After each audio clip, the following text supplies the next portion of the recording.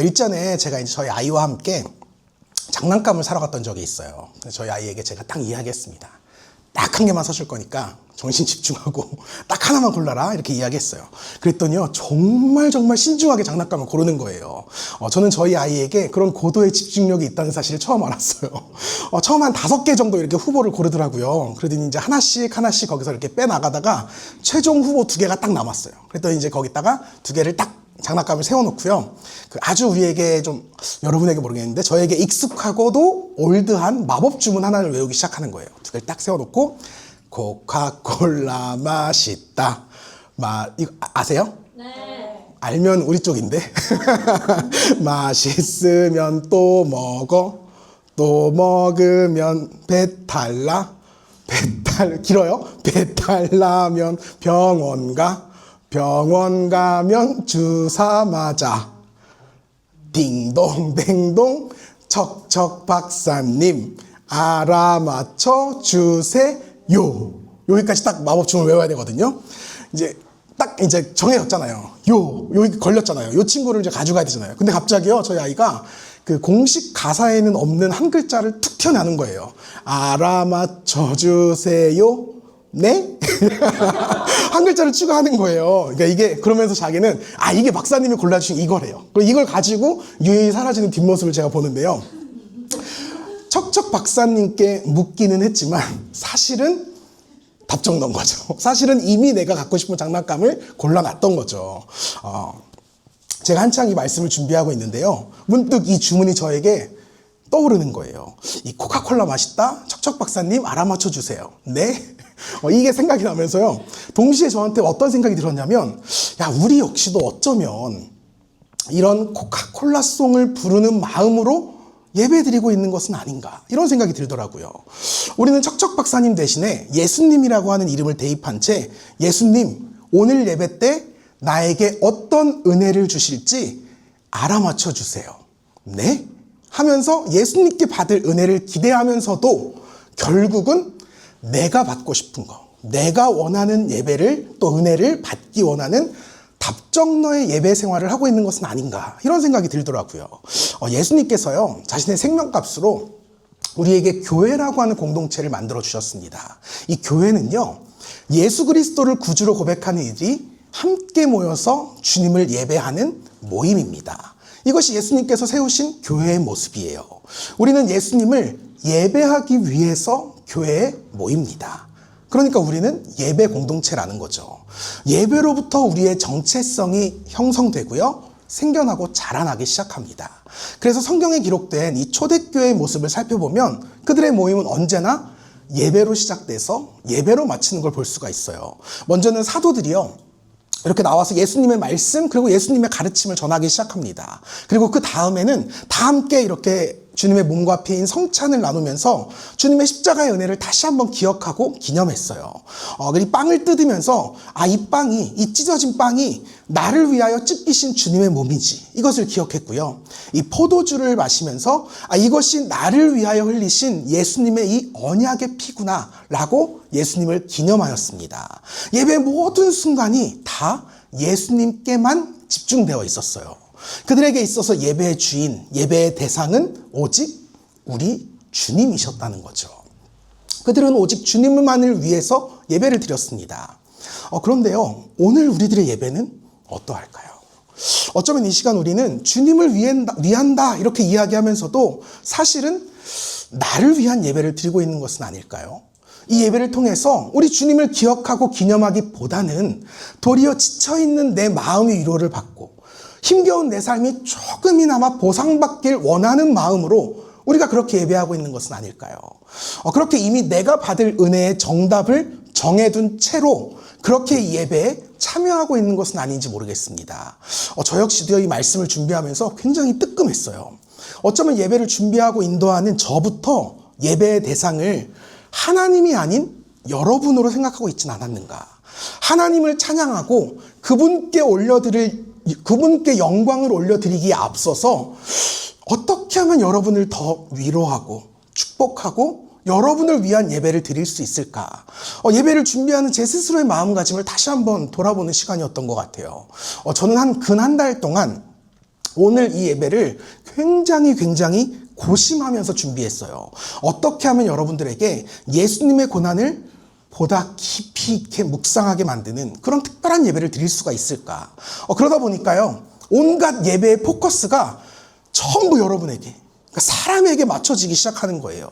하지만 제가 기도하는 가운데 주님께서 저의 그런 마음을 너무 강하게 책망하셨어요.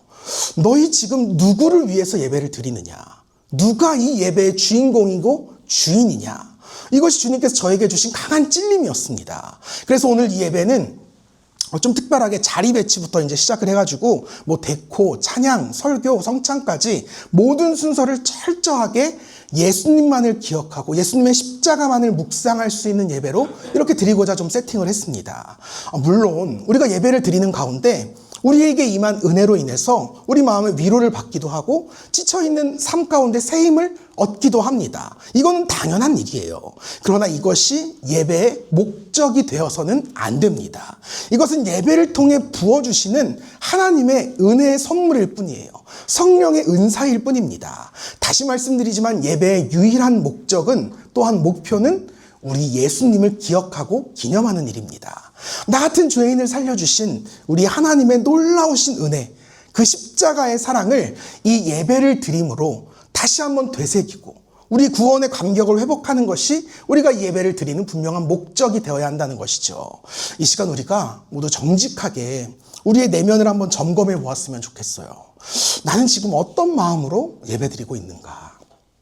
내가 예배를 드리고 있는 이유와 목적은 무엇인가? 나는 주님을 위해서 예배를 드리고 있는가? 아니면 나의 만족, 나의 유익을 위해 이 예배의 자리에 참석하고 있는가? 마치 주님과 거래라도 하듯이 하나님, 제가 하나님 앞에 나와서 이 주일, 이 좋은 날씨에 하나님께 예배를 드려 주었으니 이제 하나님도 저에게 필요한 것을 주십시오. 외롭고 지친 제 삶을 위로해 주십시오. 혹시 이런 마음으로 우리가 예배하고 있는 것은 아닌지 조금 더 진지하게 고찰하고 반성해 보았으면 좋겠어요. 제가 지금 잠시 한 10초 정도 시간을 드릴 거거든요. 나는 지금 왜 이 예배를 드리고 있는가? 나는 지금 어떤 은혜를 구하고 있는가? 한번 고요하게 두 눈을 감고 혹은 뭐 떠도 괜찮아. 한번 생각해 보는 시간을 한 10초 정도 가지면 좋겠어요. 어떠세요? 여러분의 예배는 안녕하십니까? 평안하세요? 성경을 보면요, 2000년 전에 유대인들 역시도 철저하게 나 중심적으로 예배했다는 모습을 우리가 발견할 수 있어요.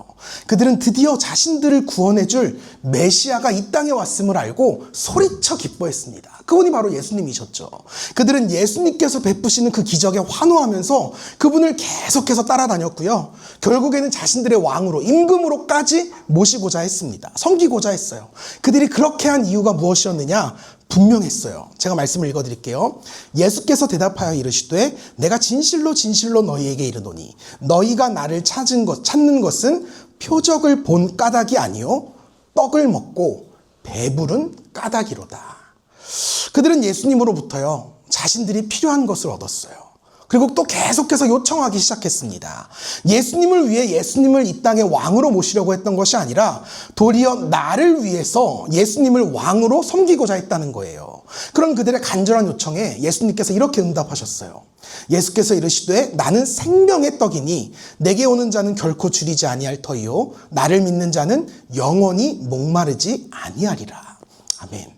당장 먹을 빵을 달라고 요청하는 이들에게 예수님께서 뭐라고 하셨느냐?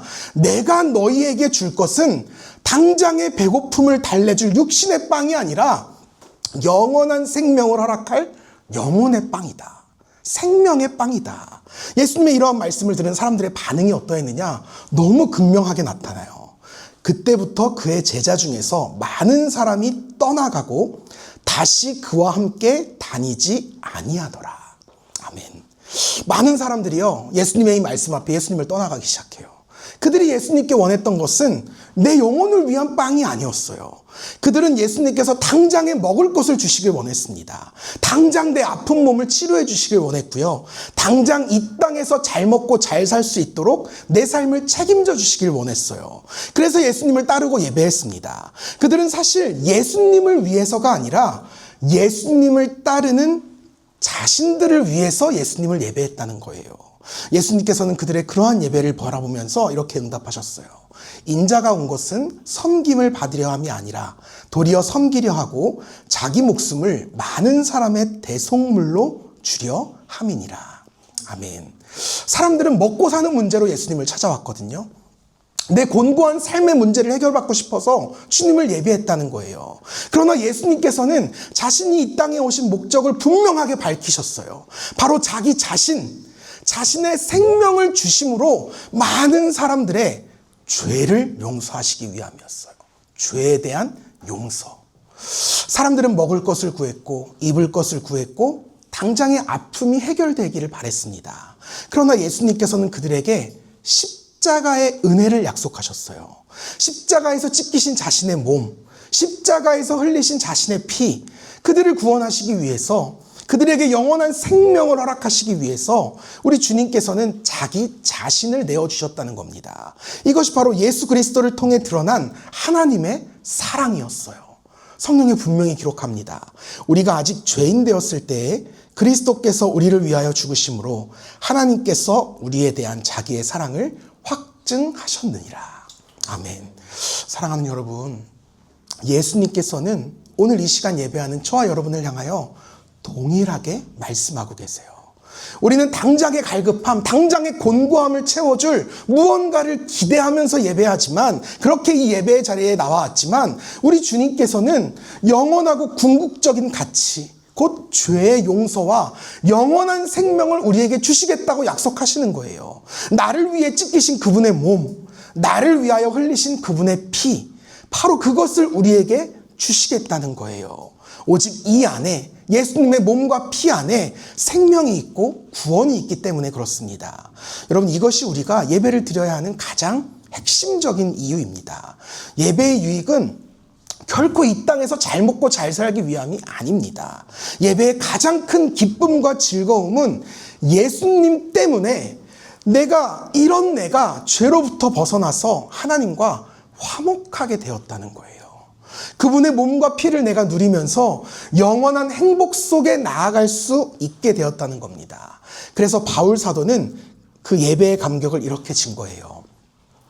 그러면 이제 우리가 그의 피로 말미암아 의롭다 하심을 받았으니 더욱 그로 말미암아 진노하심에서 구원을 받을 것이니 곧 우리가 원수 되었을 때에 그의 아들의 죽으심으로 말미암아 하나님과 화목하게 되었은즉 화목하게 된 자로서는 더욱 그의 살아나심으로 말미암아 구원을 받을 것이니라.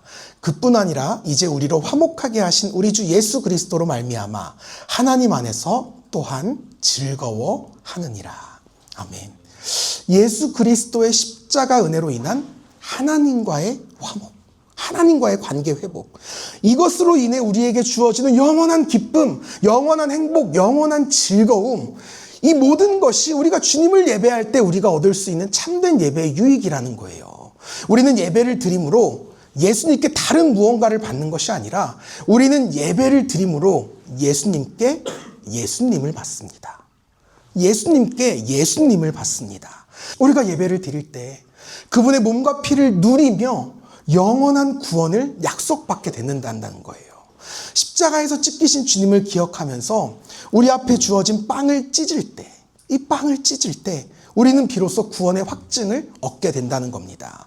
그분의 그 찢김의 고통으로 우리가 찢음의 감격을 누릴 수 있게 된 거예요.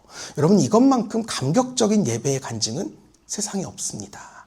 사랑하는 여러분, 오늘 우리가 드리는 우리의 예배가 오직 예수님만을 기억하고 기념하는 그런 예배가 되었으면 좋겠습니다. 우리의 예배가 오직 주님만을 바라보고 주님께서 십자가에서 베풀어 주신 영원한 기쁨과 즐거움을 회복하는 그런 예배가 되었으면 좋겠습니다. 육신의 빵이 아니라 생명의 빵을 택하는 그런 예배가 되었으면 좋겠어요.